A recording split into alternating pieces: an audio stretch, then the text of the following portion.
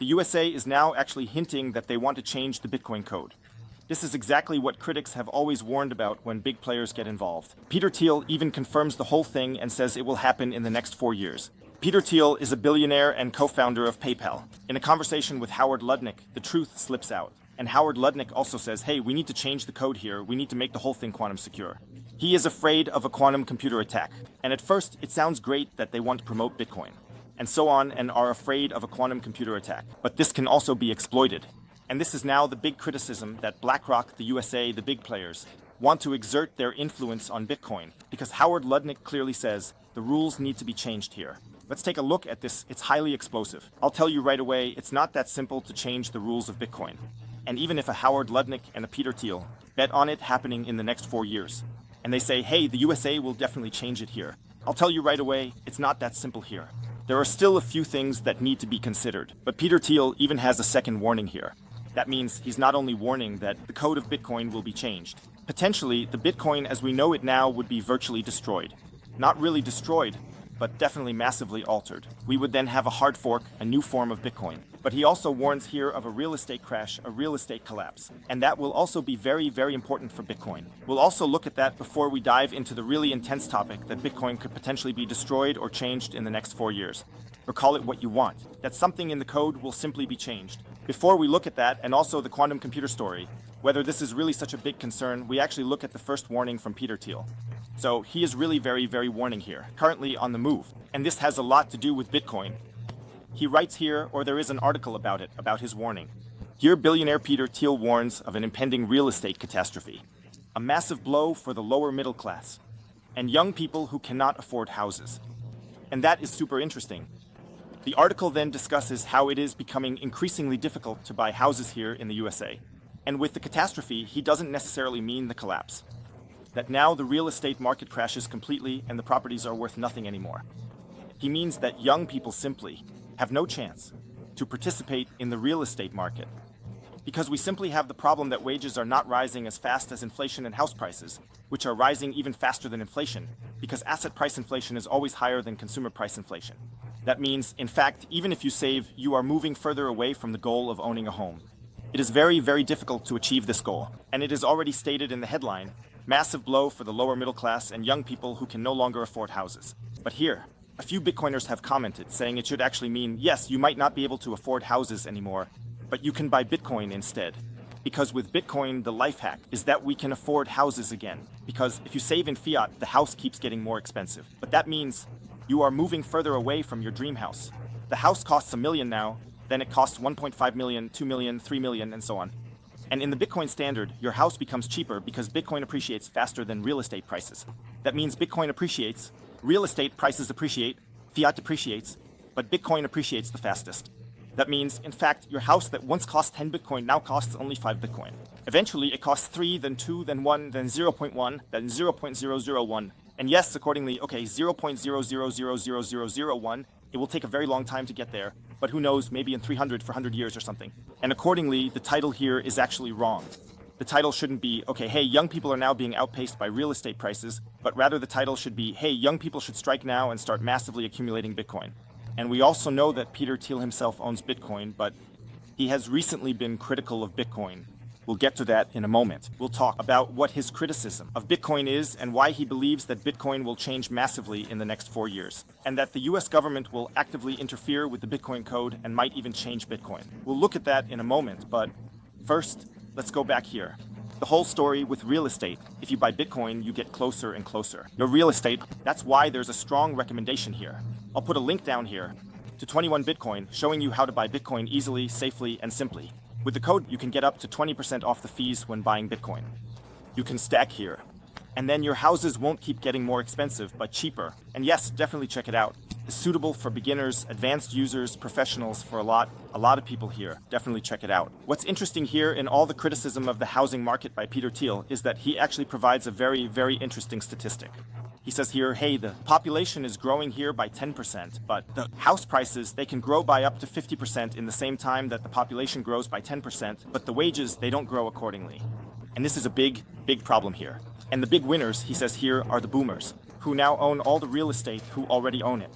And they essentially benefit in the form of a Cantillon effect. That means someone who already owns the property benefits. Someone who doesn't own a property moves further and further away from owning one. And that's also the Cantillon effect, where people who were very close to the start of credit creation have benefited here. And people who now don't have access to the credit market, or for whom the property is simply too far out of reach because they can't even get it financed and so on. They are losing out massively here. And if you were to finance such a property, you would sometimes have to go into debt for 2 generations or something like that. That's also a huge concentration risk that you really don't want to take on. And that's why this is the big collapse that Peter Thiel warns about. But it's not really a true collapse. It's actually just a collapse for the younger generation or for young society. And that's why the tip here is Bitcoin fixes it. And now let's take a look at the very, very exciting conversation that many people have overlooked. This is happening quite parallel to Donald Trump's speech here at the Digital Asset Conference, where he said, "We're making the USA a Bitcoin superpower." But we also know that large states always want to expand their influence, want to retain their power. And many people have repeatedly criticized, hey, BlackRock, they could potentially change the rules of Bitcoin here. They even have it in their statutes, stating that they have the right to change the rules of Bitcoin here. And now something similar is happening here.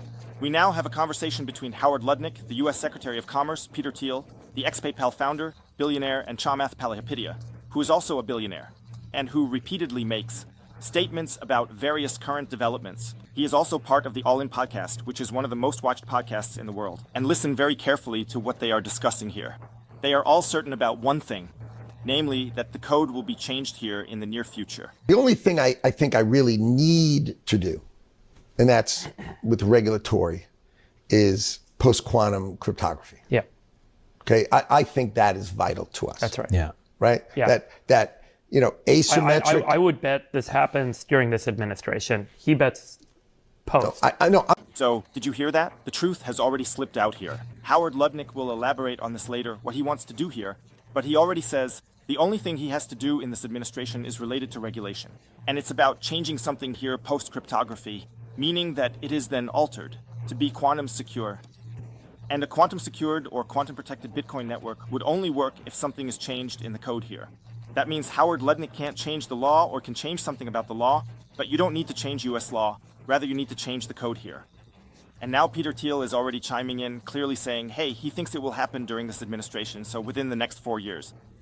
Then Chamath Palihapitiya joins in. And Peter Thiel says, yes, he thinks it will happen after this administration, so only after the next 4 years. And Howard Lutnick says he wants to push it through during this administration. And here you can already see that they indeed have an interest or already have ideas in mind to potentially change something in the Bitcoin network. But now Howard Lutnick is explaining in detail what exactly he wants. Put it out because, you know, we all have passwords, right? For those who are watching who don't know this, our password's called asymmetric, right? Yours is different than mine. Right. That's the key. And cryptography is just the computing. So asymmetric, key cryptography, you have your password, I have mine, and they're the key. That's right. Right. Obviously, the central hub has our key. Duh. Yeah. Okay. A quantum computer we know can break all of them in a nanosecond. Like all of them in the whole world, including the CIA, all of them, RSA 2048, all of them can get broken in a nanosecond by a quantum computer. Yeah. So the defense of it is called post-quantum cryptography, right? We know how to do it. And we'll come out with a rule that says America's got to protect itself. New standards. And by the way, Because every once in a while you need to have a new standard that says yeah. it's coming. We know what it is. Please, God, go put it in because we need to have it in. We need America to live in. And this is already a massive explosive revelation being unveiled here. So here you can really see the true mindset behind these people, how they really think. So he first mentions that there are passwords. And normally the passwords are stored somewhere centrally. They have the key, it's hashed once or something like that. Not the actual password is stored in the central system, but rather a hash of it. And then it's checked, okay, does the entered password match the password stored in the central system? As mentioned, it's always hashed, so you don't really see the password. And if it matches, then you have access and so on. And he explains that roughly at first. And then he says, hey, but now there are quantum computers that can hack the whole thing in a nanosecond. So they can hack all the passwords in a nanosecond, even the CIA and so on. So you have to say, it's not quite that easy, of course. So it doesn't just take a nanosecond, it could even take longer. Above all, it must be said that quantum technology is not that advanced yet. So I'm not a quantum computer expert, but no matter who you ask, if you ask experts, they say, okay, this might be a problem in 20, 30, 40 years, but definitely not in the next 4 years. That means we definitely don't need to take any hasty actions right now. That's what Michael Saylor always says. Hey, we can change something in the Bitcoin network, but please, no hasty actions. Take everything slowly. We really need to think this through carefully. And from what it sounds like to me, what Howard Lutnick wants to do here is that he really wants to push this through in the next 4 years. He says here, they know exactly how. This is done with post-quantum cryptography. They know how to defend against it. And then he says the crucial sentence here. And then he says here, please God, put it in. Write it in, that's how it sounds to me. Write it here into the Bitcoin blockchain that we hear post-quantum cryptography defense protection or something like that, as he calls it here. Of course, this won't be written into the Bitcoin blockchain, but rather the rules you define on your own node. Take a look at the outlets here.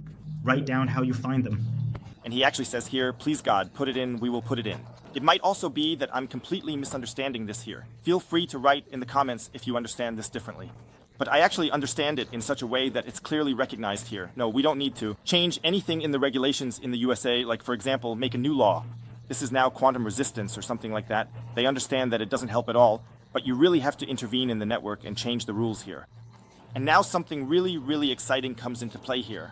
That means if the USA wants to change the Bitcoin network somehow, they can do that, but then they create a so-called fork, which means a network split. And now the crucial thing is, do you follow the network, meaning will you on your node, will you at your node also follow the rule, vote on the change, or do you also think it's good? Will you vote for it or against it? That means if you vote against it by simply doing nothing, then the old rules just remain. You are basically in the old Bitcoin network. And the USA has the new Bitcoin network. And then it will become clear whether most people move to the new network. Where Lutnick is now suggesting here, or do most people stay in the old network? And I'm really unsure whether most people would actually move to the new network. But then the propaganda machine comes into play here if BlackRock, if the USA, and so on, if they all join forces and start a propaganda campaign, playing the news and saying, hey, we need to secure ourselves now. From quantum computers, that's very, very dangerous and so on, then they could actually push for the code to be changed here. And the dangerous thing here is, if it's really just a change to make the whole thing quantum resistant, then okay, I understand that, and then I can even partially go along with that. And if it's done sovereignly and done well, and if it's also approved by the core developers in the Bitcoin network, the entire Bitcoin network has looked over it, and everyone says, okay, this is a good thing, then I'm on board with it. But many are also speculating that perhaps other things might be implemented, for example, larger blocks, which we've had before, the block size war, or other interests, like making the blocks faster, and so on. And the Bitcoin community is very, very hostile towards that. So they absolutely don't want, for example, the block size or something like that to be changed. And that's the big danger, because the US can now join forces with BlackRock. The US can join forces with Michael Saylor. Then they have more and more Bitcoin, over which they can essentially have control, which they can essentially forge out here, out of the Bitcoin network. As I said, that doesn't mean your Bitcoin will be changed. As long as you have your own node, BlackRock, the US and so on can never outvote you. But because they have here a certain large number of Bitcoin, and perhaps over the next few years, this number will increase, will grow. Michael Saylor wants to buy up to 5 million Bitcoin. This could create a certain pressure here, which I still don't perceive as a threat because I still believe in the decentralization of Bitcoin. And that the crowd and swarm intelligence here are truly stronger than any, Howard Lutnick or any, Donald Trump who want to push something through here. And if they try to push something through here, then I am very, very convinced that it will only succeed if the entire Bitcoin network is convinced of it and the entire Bitcoin network realizes that it is better for Bitcoin and not just for the US government or for BlackRock. But this is a very, very exciting topic here. Feel free to write your opinions because this is a very, very controversial topic. If you still want to store your Bitcoin optimally, then I'll provide you below. I'll also include a link to a TREZOR hardware wallet where you can easily and securely store your Bitcoin. You can protect it from hackers, theft, and all sorts of things. An absolute recommendation. In my opinion, everyone needs one, or at least some other hardware wallet with the code Bitcoin Hotel, all lowercase. You get an additional 10% off here. Peace out.